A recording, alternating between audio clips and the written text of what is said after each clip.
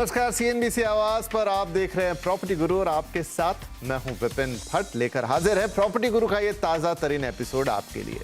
तो real estate में हलचल जारी है, कुछ कुछ चीजें लगातार होती रहती है। बजट का इवेंट हो चुका है, ब्याज दरें बढ़ चुकी है, अगली आरबीआई पॉलिसी का इंतजार रहेगा। इस बीच काफी कुछ होता है, कुछ डेवलपर्स के दाम थोड़े ऊपर नीचे, कहीं पे इन्वेंट्री नहीं आ रही है तो कहीं अभी भी मिल नहीं रही है। तो ये सारा कुछ रियल एस्टेट मार्केट का एक ताज़ा अपडेट आपको देंगे और साथ में आपके सवालों के जवाब तो रहेंगे ही। हमारे साथ आज के हमारे मेहमान हैं नॉरॉक के president capital markets Mohammad Aslam sahab. Sir बहुत बहुत स्वागत है आपका प्रॉपर्टी गुरु में। तो हमेशा की तरह दर्शकों के सवाल जवाब लें उससे पहले बहुत शॉर्ट में छोटा सा ब्रीफ सिनॉप्सिस। अभी तो नॉन इवेंट हो गया, जितने इवेंट होने थे हो गए हैं और आगे हमें बस मार्केट की चाल देखनी होगी। लेकिन ताज़ा समाचार क्या है सर?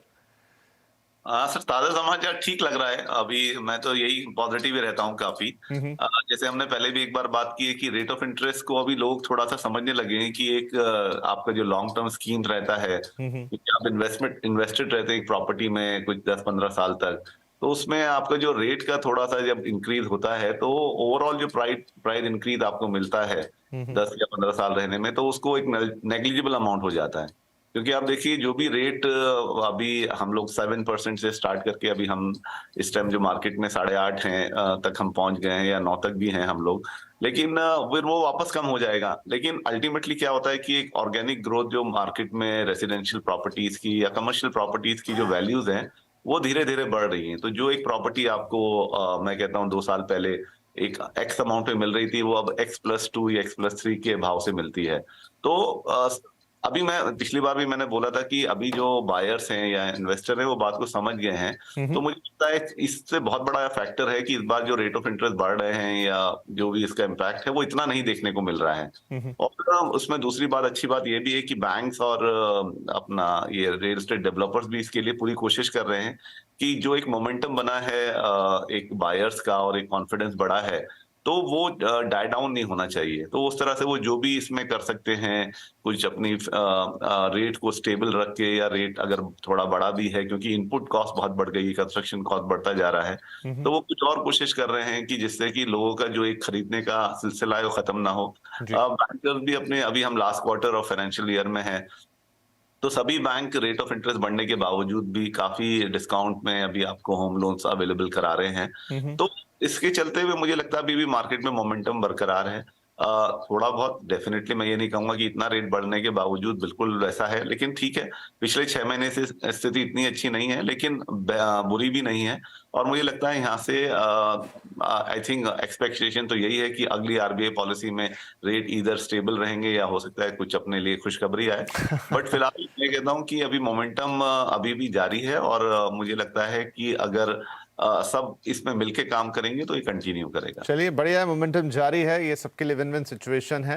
नजर रहेंगी कुछ आने वाले इवेंट्स के ऊपर, वहां से क्या टर्न अराउंड होता है वो देखने वाली बात है। लेकिन चलिए अब सवाल जवाब के सिलसिले को शुरू करते हैं। हमारे पहले कॉलर हैं सचिन श्रीमन बाले, आप हमें मुंबई से कॉल कर रहे हैं। सचिन जी बहुत स्वागत है आपका, क्या पूछना चाहेंगे?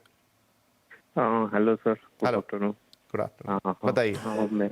मेरा सवाल ये है कि मैंने एक्चुअली ताथोड़े पुणे में एक प्रॉपर्टी। आप इतना धीमे क्यों बोल रहे हैं? किसी से छुपा के बोल रहे हैं क्या?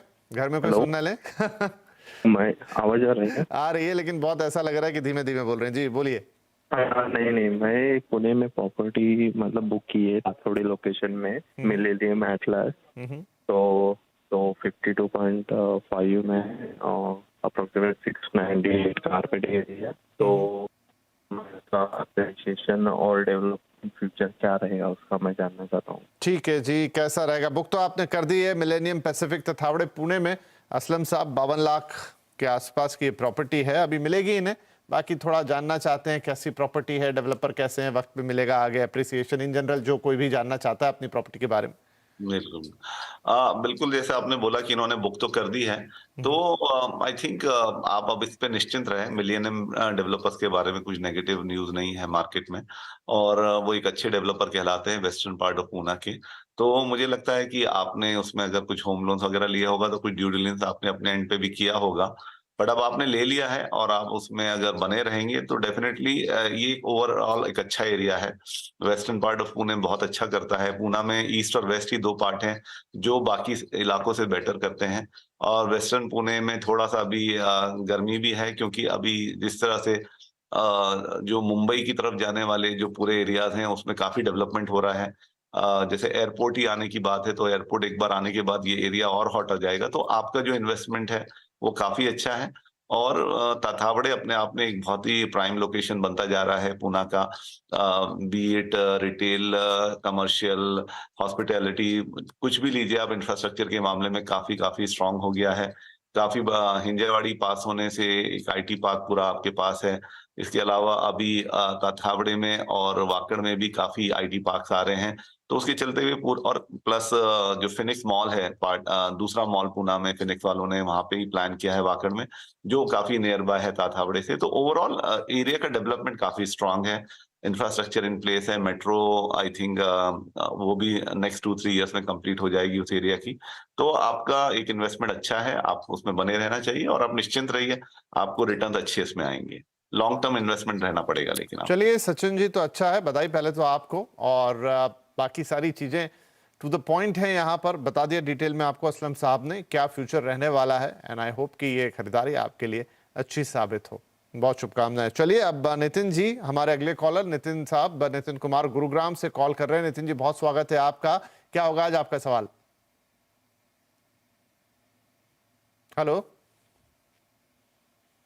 शायद hello, sorry, thank you sir, thank you for the call. So मेरा क्वेश्चन ये है कि मेरे को 3 BHK, I was looking for the ready to move in apartment अच्छा, with all the amenities, but the budget is constrained is around 1.2, 1.3, and looking in the central Gurgaon area like Sohna, which is like sector 48, 59, or extension road is possible. ठीक है जी, लेकिन आपको ready position चाहिए with all amenities. Right. ठीक है जी। तो गुरुग्राम का एक बार फिर सवाल है असलम साहब, पिछली बार भी जब हम बैठे थे तो काफ़ी सवाल थे वहाँ के, और नितिन चाहते हैं कि रेडी टू मूव इन इन्हें मिले। ये sector 56 golf course extension, Sohna road 48, मतलब कुछ भी है, it's open, they are open to all, और करीब 1.25 करोड़ से 1.3 तक का ये बजट रखते हैं, लेकिन ये कि थोड़ा रेडी टू मूव इन देख रहे हैं। देखिए, स्पेशली गुरुग्राम की बात करें और जिस एरियाज में ये बात कर रहे हैं, वो लास्ट 3 इयर्स में काफी स्ट्रांगली सॉट आफ्टर रहा है बायर्स का, और काफी जो इन्वेंट्री है वो उनकी कंज्यूम भी हो गई है। तो मुझे लगता है एक रीजन ये भी है इनका कि वो रेडी टू मूव इन नहीं देख रहे हैं। तो मुझे लगता है ज्यादातर आपके लिए ऑप्शन रीसेल में ज्यादा अच्छा रहेगा। तो उसके लिए कुछ तो ऑप्शन मैं आपको दे सकूंगा, लेकिन मेरा एडवाइस यही रहेगा कि आप किसी अच्छे रियल एस्टेट कंसल्टेंट के साथ कनेक्ट कीजिए, और उनको, अगर उनके थ्रू आप जाएंगे तो आपको काफी रेडी टू मूव इन जो आप स्पेशली देख रहे हैं विद ऑल एमिनिटीज और आपके बजट में भी हैं, तो काफी उसमें यूनिट्स मिल जाएंगी। क्योंकि जो अभी डेवलपर्स के पास हैं, तो अभी प्राइजेस क्योंकि गुरुग्राम में स्पेशली काफी बढ़ गए थे, तो वो अभी थोड़ा आपको एक्सपेंसिव मिलेंगी। तो अगर आप रीसेल में जाएंगे तो आपको ज्यादा अच्छा रहेगा। आई थिंक रीसेल में अभी भी काफी लोगों ने जो बाय कर लिया था और वो उसमें से अभी भी निकलना चाहते हैं, जो पुराने इन्वेस्टर्स हैं, वो फ्लैट्स आपको काफी अच्छे प्राइस में अभी भी मिल सकते हैं। तो मुझे लगता है वो एक तरीका या एक रूट आप ले सकते हैं। दूसरा, इन सब एरिया में जैसे सोसाइटीज काफी डेवलप्ड हैं, जैसे एक प्रेरणा सोसाइटी है, मधुर जीवन अपार्टमेंट्स हैं, जलवायु टावर्स हैं, या दिव्य अपार्टमेंट्स हैं। ये सब हैं कुछ सोसाइटीज के नाम जहाँ पे आप देख सकते हैं कि आपको वहाँ रेडी टू मूव इन मिल सकता है, क्योंकि ये एस्टैब्लिश सोसाइटीज हैं। बाकी क्योंकि इतना बड़ा एरिया है आपका, जो आपने बोला है 3-4 आपने एरिया बताए, तो उसमें तो बेटर ऑप्शन यही रहेगा कि आप अगर इसमें रीसेल में जाएं और जो इन्वेस्टर फ्लैट्स हैं उनको थोड़ा टारगेट करेंगे तो आपके हिसाब से आपको मिल जाएगा। चलिए नितिन जी, तो थोड़ा देखना पड़ेगा रीसेल मार्केट में भी बहुत रेडी टू मूव इन वहाँ पर अवेलेबिलिटी इस वक्त नहीं है, तो रीसेल में भी हो सकता है आपको कुछ अच्छी चीज़ मिल जाए। बाकी कुछ एक नाम आपको यहाँ हसन साहब ने बताए, कुछ और आप देख सकते हैं, तो एक बार थोड़ी नज़र मारिए, और अगर फिर कुछ लगता है तो हम दोबारा बात करेंगे। एक छोटा ब्रेक यहाँ पे ले लेते हैं इसी के साथ, लेकिन ब्रेक के बाद बातचीत जारी रहेगी। वेलकम बैक, CNBC आवाज पर आप देख रहे हैं प्रॉपर्टी गुरु। मैं हूं विपिन भट्ट, और आपके सवालों के जवाब देने के लिए हमारे साथ बने हुए हैं मोहम्मद हसन साहब। तो चलिए फटाफट आगे बढ़ते हैं। कुछ मेल्स और SMS हमारे पास है, वो हम ले लेते हैं। विकास सचदेवा साहब मुंबई से हमें लिख रहे हैं कि एक प्रोजेक्ट है एक्रोपोलिस विरार में, और 2 BHK है। पोजीशन इन्हें 2021 में इसका मिल गया था, 6 साल बाद मिला ये पोजीशन, इन्हें डिले था, ये बताना चाह रहे हैं। रेंटल ये कह रहे हैं करीब 8 से 9 हज़ार रुपये महीने आ रहा है, मेंटेनेंस ही अकेला 4 हज़ार रुपये है। अब थोड़ा कंफ्यूज्ड हैं कि क्या ये सही रहा या गलत रहा और अब इसे रखें, बेचें, क्या करें। तो असलम साहब, रेंटल यील्ड का तो इशू थोड़ा रहता है, फिर वो एरिया टू एरिया भी थोड़ी डिफर करती है। इनको लग रहा है कि इन्होंने एक तो 6 साल इंतजार किया, फिर 8-9 हज़ार रुपए की इनको आ रहा है। इन्होंने बताया नहीं कितने में इन्होंने लिया, अब फोन पे होते तो हम पूछते, और कह रहे हैं अकेला मेंटेनेंस ही 4,000, मतलब आधे से ज्यादा किराया तो मेंटेनेंस भरने में जाता है। आप थोड़ा कंफ्यूज हैं कि ये प्रॉपर्टी में बने रहना चाहिए या इसे बेच देना चाहिए? आपने बिल्कुल ठीक बोला कि वो एरिया टू एरिया डिफर करता है, और क्योंकि विरार है तो आपका जो रेंटल वैल्यू है एक्चुअली वो इससे ज्यादा आएगा नहीं। और एक्रोपोलिस ठीक है, मतलब मैं कहता हूँ कि एक अच्छा प्रोजेक्ट है, बट उसमें जो एमिनिटीज हैं या जिस तरह से आप अगर रेंटल एक्सपेक्टेशन ज्यादा है आपका, तो वो शायद वहां मिलना मुश्किल होगा। तो आई थिंक अगर आप क्योंकि 2015 का एक्सपेक्टेशन के साथ पोजीशन था, बनना शुरू होगा 2012-11 में, तो आई अंडरस्टैंड कि वो क्वालिटी भी अभी वैसी नहीं रही होगी।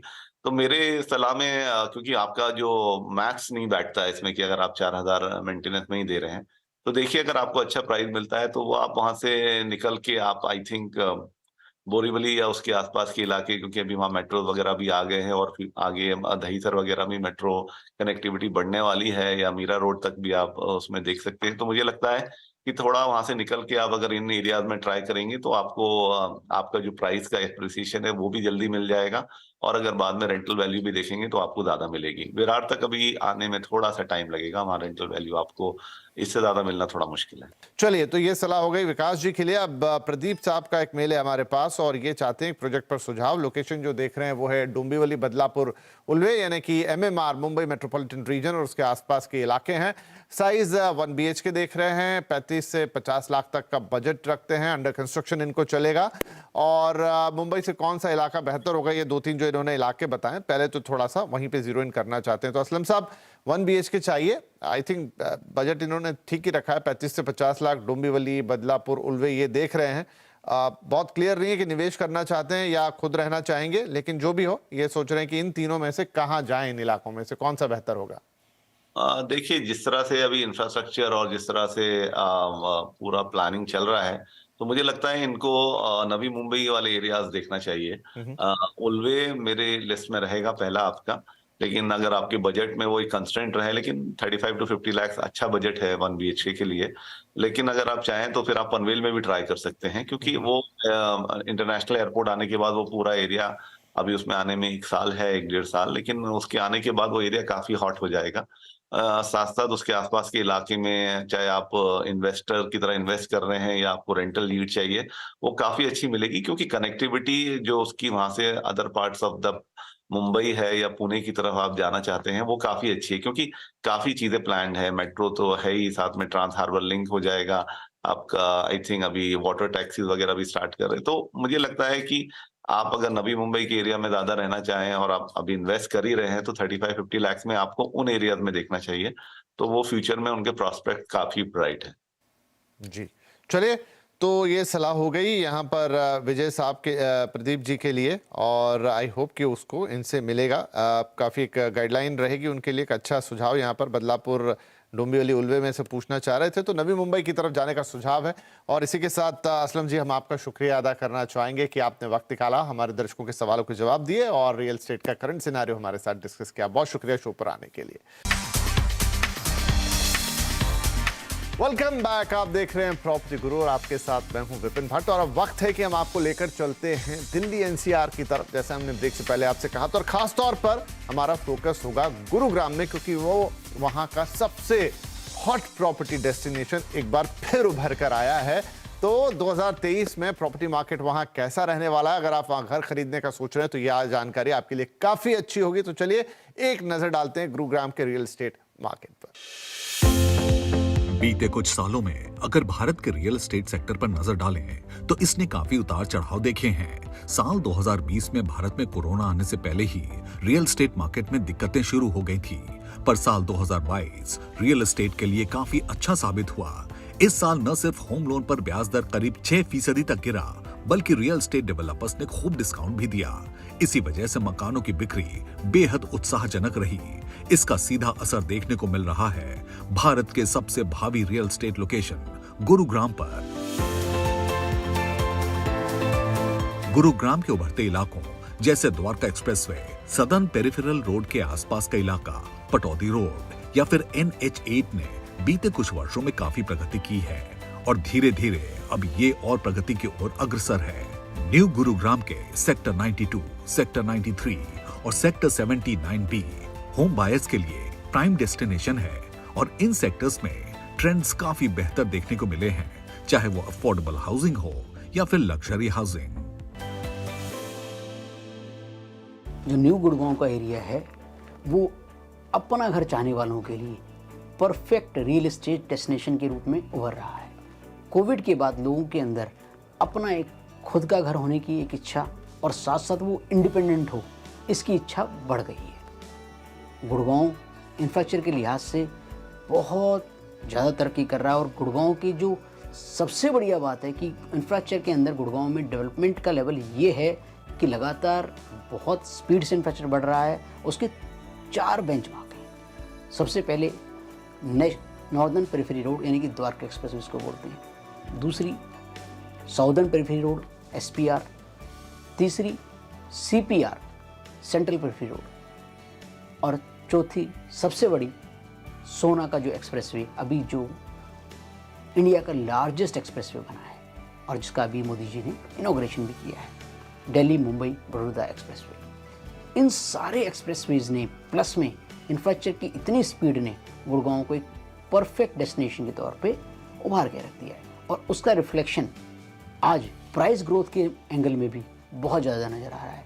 जहाँ तक मुझे एस्टिमेट है कि पिछले 2 साल में वहाँ पे करीबन 30 से 40% तक की प्राइसिंग में ग्रोथ नज़र आई है। दूसरी, अगर मैं गवर्नमेंट की फोकस की बात करूँ, अभी रिसेंट जो बजट आया उसके अंदर भी गवर्नमेंट ने अपने कैपेक्स का जो डिप्लॉयमेंट है यानी कैपिटल एक्सपेंडिचर का डिप्लॉयमेंट है करीबन 33% से बढ़ा दिया है और इवन अर्बन इंफ्रास्ट्रक्चर के लिए भी उन्होंने इवन 10,000 करोड़ रुपए का एलोकेशन अलग से किया है और उस सब का जो इम्पैक्ट आएगा वो जितने भी अर्बन के अंदर इंफ्रा का डेवलपमेंट होगा उसका रियल एस्टेट की प्राइसिंग पे बहुत ज़्यादा पॉजिटिव इम्पैक्ट आना चाहिए और हम इस चीज़ को पिछले 2 साल से विटनेस भी कर रहे हैं।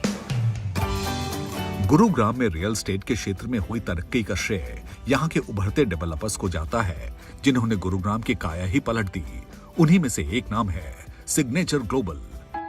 इस ग्रुप ने यहाँ रह रहे लोगों की मानसिकता बदल दी जो सोचते थे कि गुरुग्राम में अफोर्डेबल घर की कल्पना नहीं की जा सकती। सिग्नेचर ग्लोबल ने द्वारका एक्सप्रेसवे यानी कि नॉर्दर्न पेरिफेरी रोड के अंदर अपनी प्रेजेंस बहुत स्ट्रांगली बनाई है। अगर हम प्रोजेक्ट की बात करें तो प्रोजेक्ट सेक्टर 3070 में लेके आए हैं, उसके बाद सेक्टर 81 में लेके आए हैं, उसके बाद सेक्टर 92 के अंदर लेके आए हैं और इनके जो भी हम फेज़ 1 लेके आए वो सारे फेज़ 1 सोल्ड आउट हैं। अब उनके हमने फेज़ 2 लॉन्च किए हुए हैं जिनका रिस्पॉन्स बहुत ज़बरदस्त चल रहा है। इसी क्रम में हमने एक प्रोजेक्ट और सेक्टर 93 वो भी हम लोग द्वारका एक्सप्रेसवे पर लेके आ रहे हैं। उसके अंदर भी कंपनी ने अपनी स्ट्रॉन्ग प्रेजेंस बनाई है। ऑलरेडी वहाँ कंपनी के 3 प्रोजेक्ट काम कर रहे हैं। उसी के क्रम में वहाँ पर हमने सेक्टर 88A के अंदर अभी शॉप कम ऑफिस कॉम्प्लेक्स यानी कि SCO कंपनी ने लॉन्च किए हुए हैं और उसका रिस्पॉन्स भी बहुत अच्छा चल रहा है। अगर हम तीसरा डेस्टिनेशन है साउदर्न पेरिफेरी रोड यानी कि SPR, वहाँ पर भी सिग्नेचर ग्लोबल एक नया प्रोजेक्ट लॉन्च लेके आ रहा है सेक्टर 79B। तीसरा बड़ा इंफ्रास्ट्रक्चर डेवलपमेंट है साउदर्न पेरिफेरी रोड, उसके अंदर भी सिग्नेचर ग्लोबल सेक्टर 79B के अंदर अपना एक नया प्रोजेक्ट जो इंडिपेंडेंट फ्लोर्स का लेके आ रहा है और ये प्रोजेक्ट वैसे ही बहुत अरावली की गोद में बसा हुआ है, बिल्कुल ग्रीनरी के अंदर बसा हुआ है और बहुत ही शानदार लोकेशन है। सिग्नेचर ग्लोबल ने बीते कुछ सालों में अपने कुछ शानदार प्रोजेक्ट्स डिलीवर किए हैं जो हर वर्ग को केटर करते हैं।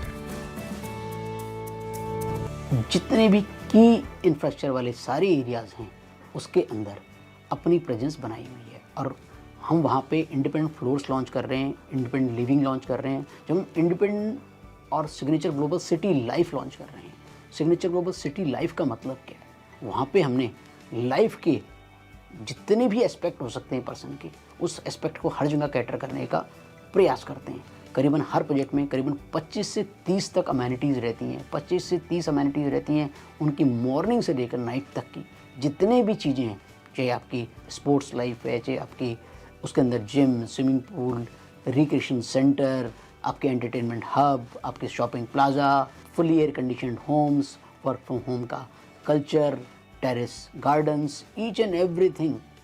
जो भी लाइफ में हम बेहतरीन से बेहतरीन लाइफ को अपलिफ्ट करने के लिए, लोगों की लाइफ को बेहतर करने के लिए देने का प्रयास करते हैं, हम इंडिपेंडेंट फोर्स में उन सब लाइफ एस्पिरेशंस को पूरा करने का प्रयास करते हैं। सिग्नेचर ग्लोबल ने यह दिखा दिया है कि हर घर का सपना अब सपना नहीं रह गया है।